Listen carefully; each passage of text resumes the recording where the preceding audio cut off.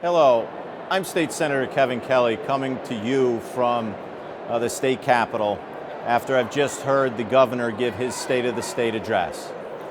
There were a couple themes that I agree with. One was his comments with regards to Connecticut values are always inclusive, and one that looks at, I'm going to say, creativity in the individual. The other is that Connecticut's a beautiful state. We love our state.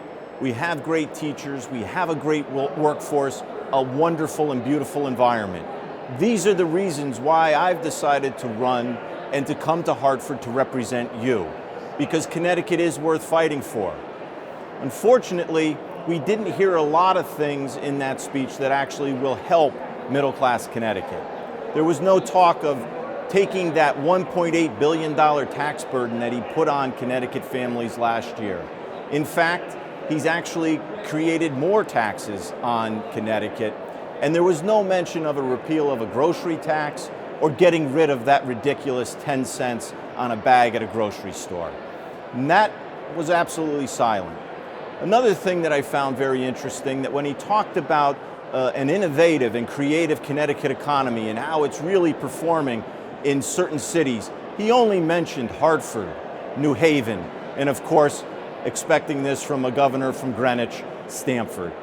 He said nothing about Bridgeport, which is one of the cities that I believe is in most need of the state's help. We don't have an insurance industry, a state government, Yale, or the finance industry to help float our boat. But yet the state's not, under Governor Lamont, going to help Bridgeport to the extent that I believe it needs, and thereby hurting its suburbs, like Stratford, Shelton, Monroe, and Seymour. So I was a little bit disappointed with the governor there, as well as his claim that he's working to keep seniors in Connecticut. And he pointed to the repeal of the income tax on Social Security income. First and foremost, that's a Republican initiative, one that only made it into the state budget because we had a tie in the Senate 2 years ago. He himself wanted to do away with that in last year's budget, and thank God we fought to keep it in.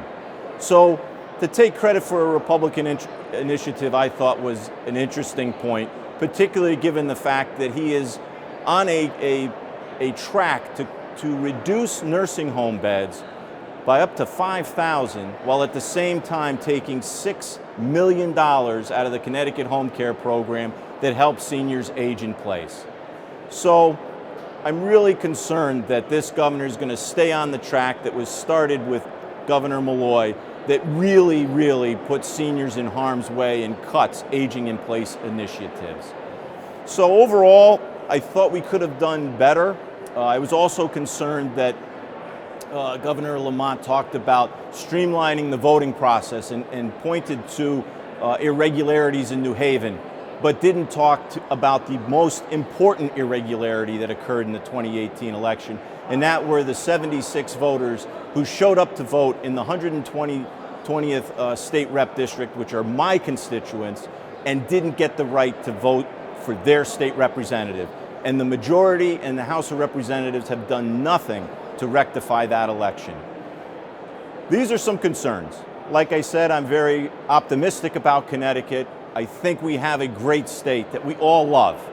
But what we don't have is the right leadership in place that's actually going to bring hope and prosperity to the middle class, which is what I'm working for, and I hope you agree. Thank you, State Senator Kevin Kelly, and thank you for listening.